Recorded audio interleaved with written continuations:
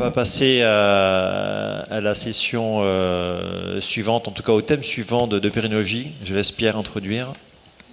Bonjour à tous, on va maintenant parler de pelvipérinologie. Avec Henri Damon, nous avons concocté un petit exposé sur la dyschésie et l'anisme. Et donc on va envoyer peut-être dans un premier temps la communication et en discuter ensuite la teneur et les possibilités thérapeutiques. Mais il y a un intérêt, nous n'allons pas revenir aujourd'hui sur la classification de l'ensemble des maladies fonctionnelles digestives selon ROM4, bien entendu. Dans le cadre des maladies fonctionnelles de la défécation, on pourra retenir deux grands groupes. D'une part, la défécation avec propulsion inadéquate, et d'autre part, la défécation dysynergique, également appelée asynchronisme abdominopelvien et parfois anisme. Il faut expliquer la physiologie de la défécation aux patients pour leur faire comprendre la mécanique défécatoire, les gestes à ne pas faire, et notamment la contraction des abdominaux à la poussée, ce qui provoque une inversion de commande. Pour ce faire, une série de dessins faits à la main explique que notre canal anal fait un angle avec le rectum, le sphincter externe ne tient pas la contraction au-delà des 50 secondes et c'est le muscle puborectal inséré derrière la symphyse pubienne qui ferme la porte en se contractant. C'est le classique flap valve des anglo-saxons. Pour aller à la selle, il faut que l'angle anorectal se verticalise. Pour ce faire, il faut que le muscle puborectal se relâche et la verticalisation du rectum et du canal anal donne un vase à bec verseur élargi permettant une bonne exonération. Si les abdominaux sont contractés à la poussée, le muscle puborectal est également contracté et ferme la porte. Les forces de poussée sont alors dirigées vers l'avant du rectum et les matières sont piégées par la sangle puborectale. Normalement, le rectum est un lieu de passage et non un lieu de stockage. La contraction des abdominaux est contemporaine de la contraction du muscle puborectal. À la contraction des abdominaux, l'angle anorectal se ferme. Physiologiquement, quand les selles arrivent dans le rectum, le sphincter interne, qui est au repos en état de contraction tonique permanente, se relâche. C'est le réflexe recto-anal inhibiteur permettant l'analyse du contenu intestinal. Si les matières restent dans le rectum, la commande est la même sur le sphincter interne qui se relâche, provoquant la fuite de gaz, le swelling, avec la sensation de plénitude rectale. Il est donc indispensable d'apprendre à relâcher les abdominaux à la poussée, comme cela se fait naturellement sur des toilettes à la turque. Un des moyens de provoquer la vidange rectale est l'utilisation de suppositoires déductiles, mélange de tartrate acide de potassium et de bicarbonate de sodium. Une étude en double aveugle, publiée à l'UEGW par Andor Tararia en 2013, a prouvé l'efficacité des suppositoires déductiles. Il existe différentes techniques de rééducation périnéale. Quelle que soit la technique utilisée, l'information des patients est fondamentale. Les exercices du plancher pelvien correspondent à un travail manuel associé à une stimulation verbale. L'électrostimulation, celle-ci ne doit jamais être utilisée seule. On pourra l'associer aux exercices du plancher pelvien, au biofeedback, mais pas d'utilisation seule. Et enfin, le biofeedback, il s'agit de la technique de rééducation la plus utilisée et la mieux évaluée. Le terme de biofeedback ou rétroaction biologique désigne un procédé qui permet d'une part d'enregistrer un signal physiologique donné et de le restituer au sujet, soit sous une forme visuelle, soit sous une forme auditive. Le sujet ainsi va prendre conscience de son état, mais également de sa capacité à le contrôler. Finalement, quand vous regardez dans un miroir, vous faites du biofeedback, vous faites de la rétroaction biologique. En 2015 ont été publiées les recommandations des sociétés américaines et européennes de motricité digestive. Celle-ci conclut que le biofeedback est une thérapeutique recommandée pour le court terme et le long terme dans le traitement de la constipation avec défécation dysynergique. Ces recommandations sont de grade A, niveau 1. Néanmoins, Cette revue Cochrane de 2014 est moins enthousiaste. Elle estime que les preuves sont insuffisantes pour permettre une conclusion solide en ce qui concerne l'efficacité et la tolérance du biofeedback, et qu'il est donc nécessaire de réaliser de nouvelles études randomisées, contrôlées, permettant une évaluation à long terme. Alors, quelques points pratiques. Combien de séances ? La réponse n'est pas facile, il n'y a pas d'études permettant de trancher. Néanmoins, 10 à 20 séances me semblent raisonnables. Quelle durée ? Là aussi, peu d'études. 30 minutes est une durée habituellement consacrée. Quelle fréquence ? L'idéal, c'est de pouvoir réaliser 2 séances de rééducation par semaine, mais en pratique, c'est souvent difficile de maintenir un rythme de ce type. Quand faut-il évaluer les résultats ? À partir de la 10e séance, il me semble qu'il soit possible d'avoir une idée sur l'efficacité du biofeedback. Quel suivi à long terme après la première série de séances de rééducation ? Quelques séances de rappel chaque année, environ 3-4 séances, sont probablement très importantes afin d'améliorer les résultats à long terme. Nous allons aborder ici 2 techniques ne possédant pas d'AMM en France, il faut bien le souligner. Tout d'abord, la neuromodulation des racines sacrées et l'injection de toxines botuliques. Dans cette étude prospective ouverte dirigée par Yasuko Maeda, 62 patients présentant une constipation chronique sévère ont bénéficié d'un test de neuromodulation des racines sacrées. Dans 45 cas, une implantation définitive du boîtier de neuromodulation était décidée. 18 patients ont pu être suivis à 60 mois. Chez les patients ayant pu être suivis à long terme, on voit que le nombre de défécations est amélioré significativement à 60 mois. On voit également qu'il existe une amélioration du score de symptômes significative à 60 mois. Et le Botox. Alors, il est toujours difficile de parler d'une technique que l'on ne maîtrise pas. En effet, personnellement, je ne pratique pas les injections de toxines botuliques. Ce sont nos chirurgiens digestifs qui les réalisent. L'injection de toxines botuliques se réalisera au niveau du sphincter anal externe et les modalités d'injection sont variables selon les habitudes de chaque centre. J'ai mis cette diapositive essentiellement pour info. En effet, on ne va pas détailler ces 2 tableaux. Néanmoins, pour ceux qui sont intéressés par cette technique, il s'agit d'une revue de la littérature récente, publiée en mai 2020, qui reprend les principales études sur le sujet. Alors, nous avons là le tableau résumant l'amélioration clinique retrouvée dans les différentes études.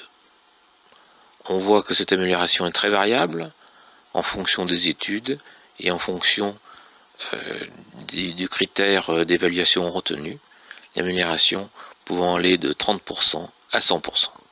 En conclusion, que dire ? Chez les patients présentant une constipation chronique, avec asynchronisme adénopelvien, et s'il y a eu échec de la prise en charge médicale, il existe dans ce cas une indication de rééducation abdominale. Le biofeedback est la méthode de rééducation la plus efficace. Il existe des méthodes de biofeedback visuel ou de biofeedback auditif. Quelle que soit la méthode utilisée, il faut bien savoir que l'information et la motivation du patient sont 2 paramètres essentiels de la réussite du traitement. Et enfin, 2 techniques nécessitent des études complémentaires, doivent encore être évaluées et ne possèdent pas d'AMM en France dans le cadre de la dyschésie. Il s'agit de la neuromodulation des racines sacrées et des injections de toxines botuliques. Je vous remercie.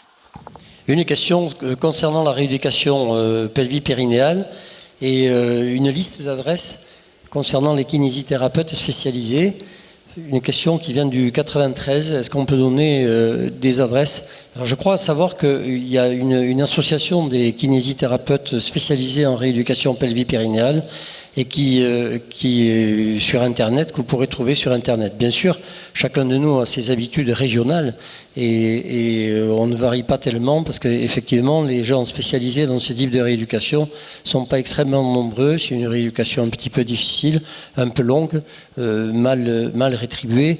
Et donc, on a tous des habitudes de travail avec des équipes assez limitées. Et il faut aller sur Internet et trouver les listings de kinésithérapeutes spécialisés en pelvipérinéologie. D'autres questions dans la salle? Non, juste pour ajouter, donc c'est le site de la CIREP. Et également de l'AREP. Voilà, vous avez les réponses. Concernant la mécanique défécatoire, je voudrais insister sur la relaxation abdominale, ce qui est très important, notamment en post-opératoire, puisque la session précédente parlait de l'hémorroïdectomie.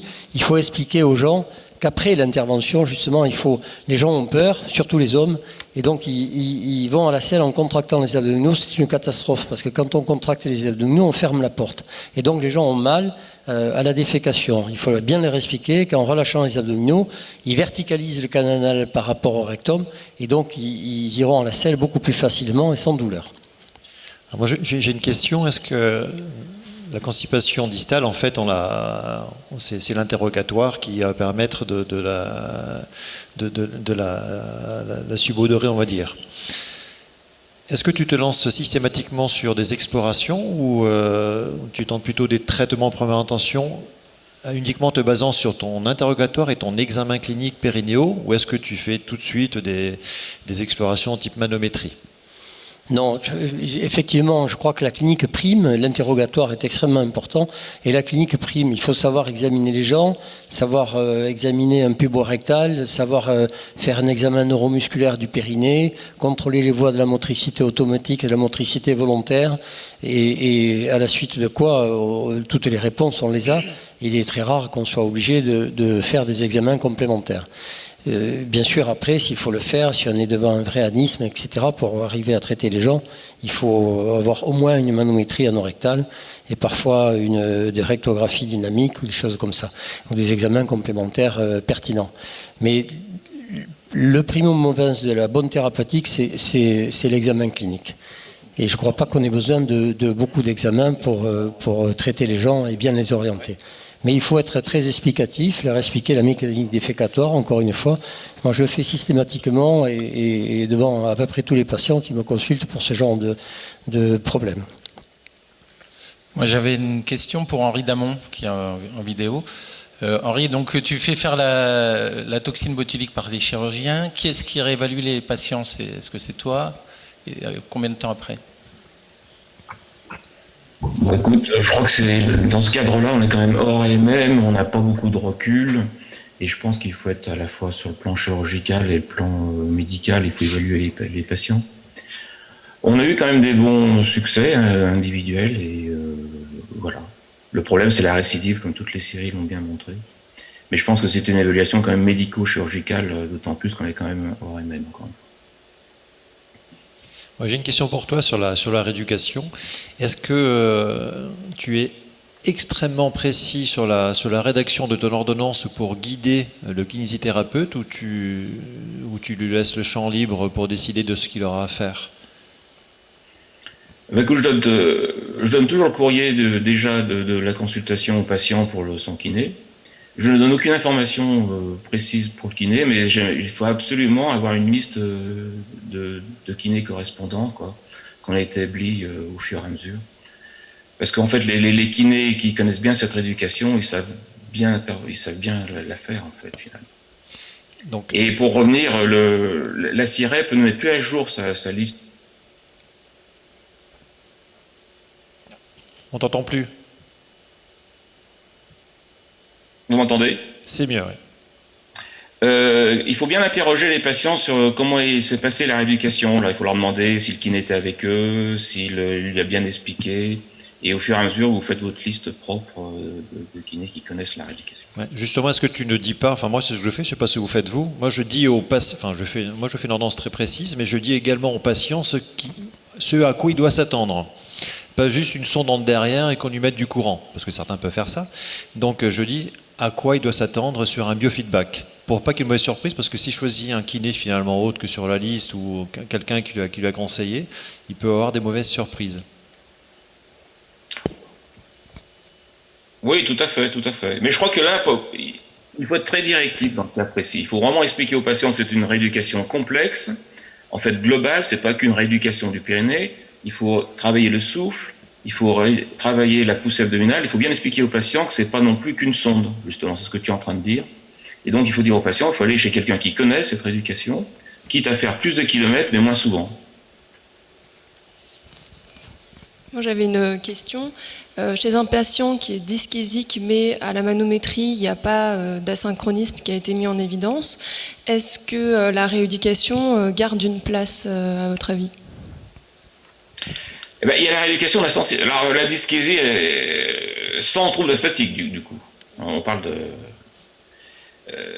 eh ben, il y a des fois la sensibilité rectale qu'on peut rééduquer. Dans les deux sens, c'est-à-dire dans les hyposensibilités, on a parfois des premiers besoins à 200 ml, 250, on peut rééduquer cette sensibilité et diminuer le seuil de premier besoin. Henri, bonjour. Qu'est-ce que tu penses du TENS dans cette indication de la dyskésie? Bah écoute, personnellement, j'en fais jamais faire. Hein. Mais c'est peut-être une erreur. Il y a quelques publications récentes. Récentes, tu en as vu? Oui, toi, oui. Sur l'efficacité du TENS dans les constipations terminales. J'en fais pas faire dans cette indication. Bon. J'ai une question de la salle. Peut-être une erreur. Est-ce qu'il ne faut pas, en cas de dyskésie et de chirurgie hémorroïdaire, faire auparavant une rééducation anorectale par un kinésithérapeute? Tu peux peut-être répondre. Bruno Roche avait fait une série il y a longtemps justement sur l'intérêt de la rééducation après une hémorroïdectomie, et en effet il avait des meilleurs résultats dans le groupe rééducation. Et la question c'est avant. La question c'est avant. Avant, pourquoi pas, mais alors je crois que c'est pertinent, sans aller jusqu'à une rééducation, c'est pertinent d'expliquer aux patients qu'il va falloir apprendre à relâcher les abdominaux, etc. Enfin, tout ce dont on vient de parler. Je crois que c'est pertinent de leur expliquer la mécanique défécatoire, parce que souvent, ils contractent les abdominaux en post-opératoire parce qu'ils ont peur, et donc ils se font mal. Non, mais pour aller dans... Je suis d'accord avec toi, tout à fait, mais peut-être qu'on n'aura pas cette kiné pour faire la rééducation à tous les patients opérés. Mais en théorie, je pense que dans le meilleur des mondes, je pense que ce serait ça qu'il faudrait faire, en effet, une rééducation qui entoure tout geste opératoire proctologique. Mais je ne pense pas qu'on a assez de kiné. Alors, autre chose également, je ne sais pas si dans la pratique vous l'avez remarqué, mais chez les patients qui ont des prolapsus assez importants, un gros grade 3 ou un grade 4, et qui ont une dyskésie, la chirurgie hémorroïdaire, alors que ce n'est pas du tout l'objectif, hein, donc... fait disparaître ces dyskésies parce qu'ils n'ont plus l'appréhension du prolapsus, d'éventuellement de la douleur du fait d'une déchirure provoquée par le prolapsus. Et des fois, le problème se règle de lui-même après la chirurgie hémorroïdaire, alors que ce n'était absolument pas l'objectif. Mais de faire une rééducation, effectivement, à tous les patients qu'on a opérés, éventuellement d'un grade 4, déjà faire une rééducation sur un grade 4, c'est pas toujours facile. Enfin, ils ont un petit peu mal pour certains.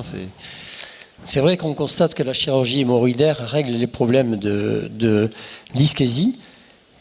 Et on ne sait pas trop pourquoi. Vous savez qu'il y a 3 types d'ondes qui se passent dans le côlon, et qui sont des ondes propulsives. Et il y a un pacemaker qui gère ces ondes, dont on n'a jamais trouvé l'origine. Et ce pacemaker, il est très probablement situé dans la partie haute du canal anal ou dans la partie basse du rectum.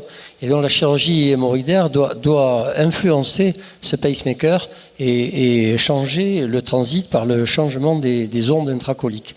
C'est une étude qu'on avait commencé à lancer il y a des années avec Lionel Beno et Jean Fioramonti dans le service du professeur Ribé et puis Jacques Frexinos, et qui n'a jamais été terminé, mais il y a quelque chose à faire là-dedans, à rechercher ce pacemaker.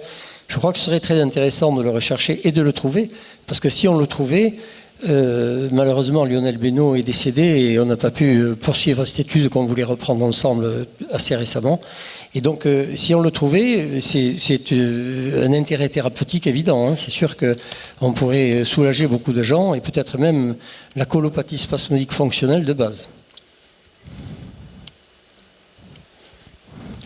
Une dernière question, puis après on va clore cette session. De temps en temps, des patients qu'on envoie chez le kiné, donc c'est pour tous les deux, donc pour un anisme, il y a un échec flagrant. Qu'est-ce qu'on peut leur proposer dans ces cas-là? De changer de kiné, éventuellement, si jamais ça a été mal fait. Qu'est-ce que vous leur proposez en pratique? Il faut quand même vérifier le déroulement des séances de kinésithérapie, on en a déjà parlé. Et puis il y a toute la prise en charge du stress quand même, avec, comme on sait tous, la recherche d'un syndrome post-traumatique, après, qui nécessite une prise en charge éventuellement par hypnothérapie. Dans ces cas-là, il faut aussi faire attention à ne pas laisser passer un prolapsus rectal. Parce que quelquefois, on est très étonné des gens qui sont dyskésiques, qui poussent énormément en allant à la selle, et on arrive quelquefois, en les examinant en position accroupie, etc., à mettre en évidence un prolapsus rectal. Il faut faire attention. Et tout à fait, Pierre, tu as raison. La classification anglo-saxonne là, est un peu ambiguë finalement. La dyskésie est un terme, c'est un symptôme. Et ce symptôme, c'est une difficulté de vidange du rectum, d'évacuation, qui peut correspondre en effet à soit un trouble statique, soit à un asynchronisme en fait. Et c'est un symptôme au départ. Bien. Parfait, merci. Merci à tous les deux. Merci modérateur. Donc